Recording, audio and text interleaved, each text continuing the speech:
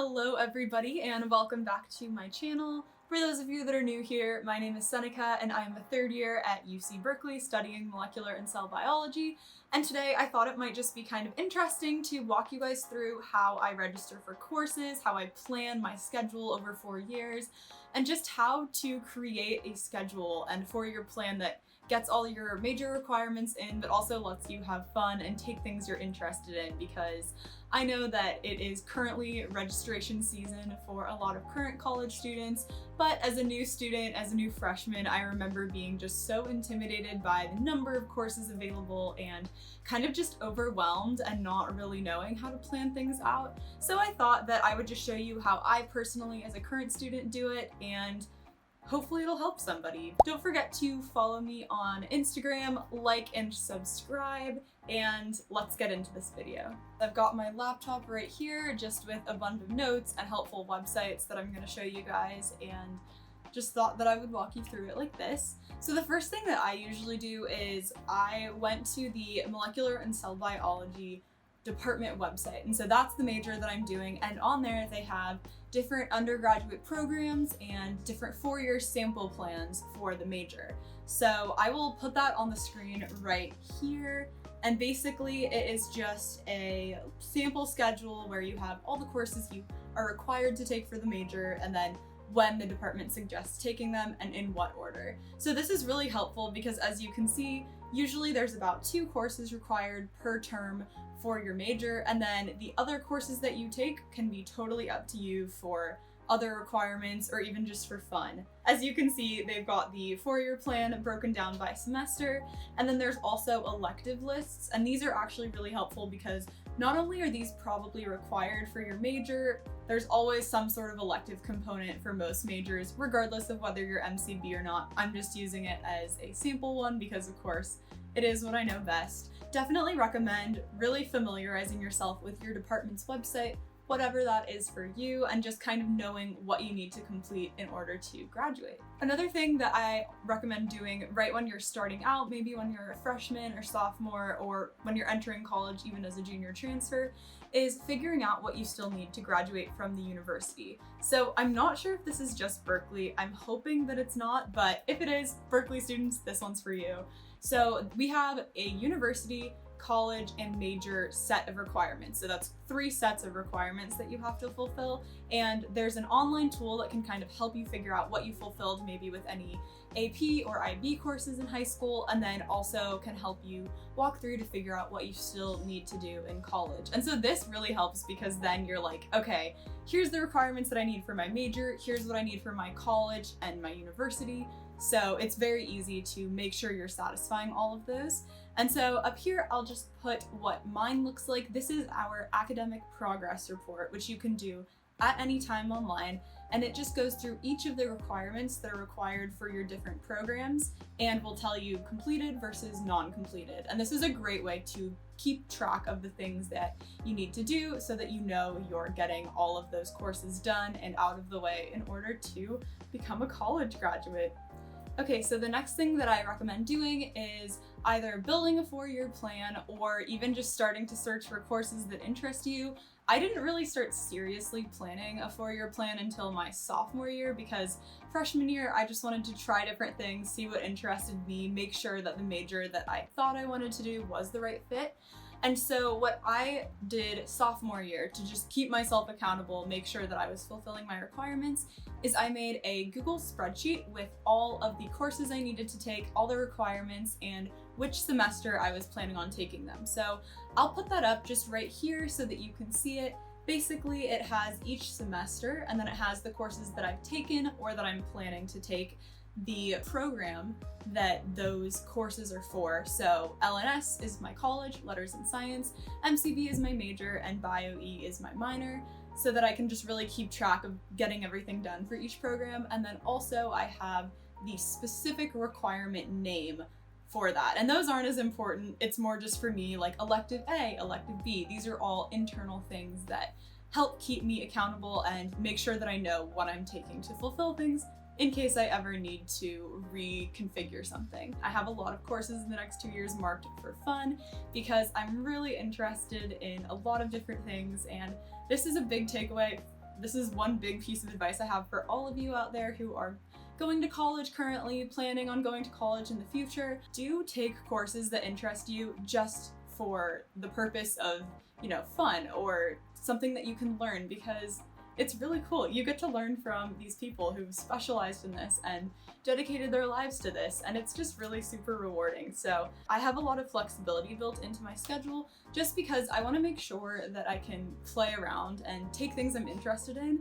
For example, I took nutrition this summer and I decided that I was really interested in microbial biology and microbiology after taking that, because I think that the gut microbiome is super cool. This is a bit of a tangent, bear with me.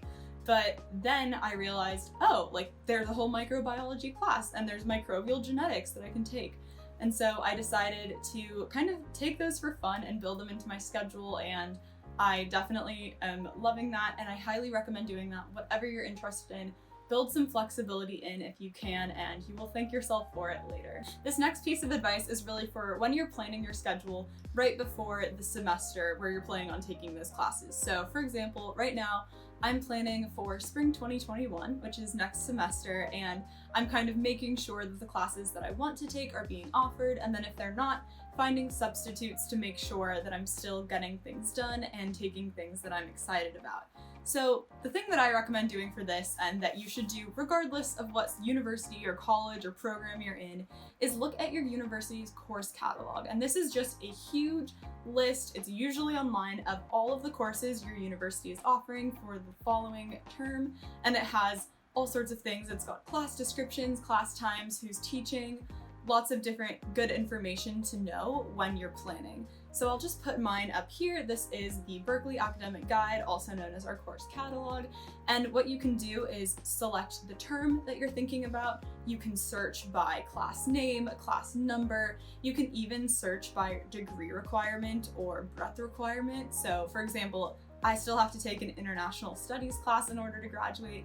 So I can scroll all the way down to where it says requirements and just select the international studies one, and it'll pop up with all the courses that are international studies next semester, so that if I was planning on taking one, I can choose and make sure that that class is valid and fulfills that requirement. So this is just a really great way to explore classes. I really recommend using this when you're planning, even for your electives. You can look up things you're interested in. I spend hours on this site every semester because I get so excited. I nerd out about all the amazing classes and professors, and it's just a great way to familiarize yourself with stuff and to find classes that you never knew you were interested in. I've done that so many times. So once you've figured out what courses you're taking, you've made sure that they're being offered, made sure that they're fulfilling whatever requirements, or if they're just for fun, that they're compatible with the rest of your classes. We have a tool at Berkeley, and I'm sure that other schools use this, called Schedule Planner. And so this is a website. It's usually through your school's online portal where you can just go, you input the courses that you're thinking of taking, and it generates schedules for you so that you don't have to manually go through and be like, okay, I've got this class at 8 and then I'm gonna take this class at 9. You don't have to worry about that because there's an online robot that will do it for you. It's very important just to use this and think about how you prefer your classes to be. For example, I really like my classes to be very close together. I don't like to have breaks between my classes because I prefer to have long breaks so that I can study and really just have a little time to chill, do whatever I need to do, run errands between my classes. Whereas some people prefer to have hour-long breaks between classes so that they can run to the library, do some work, and then go to class, and it's more of a continuous stream of stuff throughout the day. I'm in a little bit of a scheduling conundrum right now because I just realized that if I take this one lab course for my major, then I'm going to have class until 7 p.m. one of the days and basically have 6 hours of class straight with no breaks, which is not ideal. So I've decided to kind of switch things up a little bit, and I'm looking at maybe taking this microbial genomics and genetics course instead of probability, but I'm not sure about which one to take. They're both for the same requirement for my major, so it's really more personal preference. So I'm gonna let you guys in on a little secret that Berkeley students use to plan our schedules. This is really only useful if you go to Berkeley, so if not, I'll just put the timestamp right here of when you're gonna wanna skip to hear me not talk about this. But for the Berkeley students, Berkeley time is a very, very good tool to use to figure out what course to take. If there's 2 courses that have like the same requirement, this can give you grade distributions, information on statistics for the class. So you literally just go to like berkeleytime.com and then you can enter your course number, and then it'll give you like little descriptions about it and all of the enrollment history, all of the like data on how people have done in that class. So I'll just put a picture of one of my classes here. We're gonna go to public health, we're gonna click on this course, and as you can see here on the screen, it's got an average grade of an A- and 304 out of 300 have been enrolled. So that's pretty good actually. An A- average is a really good average to have in a course. So as you can see, it gives you a graphical distribution of all of the scores for that class over time. This is a really nice one. Like, this is a class that I would definitely want to take because it looks like a lot of students do get higher grades. So that's really good. Also, I've taken classes in the School of Public Health before and I loved all of them. So definitely a good option to have. Highly recommend using Berkeley Time to help you plan your schedule if you are a Berkeley student. You can also use different websites for the other schools, like Rate My Professors. If you have a course that's taught by multiple professors, that's a great way to figure out which one you might be best taking it with. After you figure out which schedule that you want to do and you're sure of all your courses, when it is time to enroll, and for Berkeley, we are given a specific time and date to enroll. It's very important to be there on time because it is a big school, and so it can be a little competitive, but I've never had any troubles getting into my classes. You just gotta be flexible with your timing and when you take things. Yeah, that's pretty much how you do enrollment. I know it changes for every college. I just thought it might be interesting to see all of the planning that goes into scheduling in college. Again, thank you guys so much for watching. I hope that this was helpful or gave you a little insight as to college enrollment and registration and all of that good stuff. If you are interested in more videos like this or study videos, seeing what life is like as a Berkeley student, college student, don't forget to like this video and subscribe. You can also hit the bell icon to get notifications every time I upload, and follow me on Instagram at @SenecaBrin to stay up to date on what I am doing. Thank you guys so much for watching, and I will see you in the next video. Bye!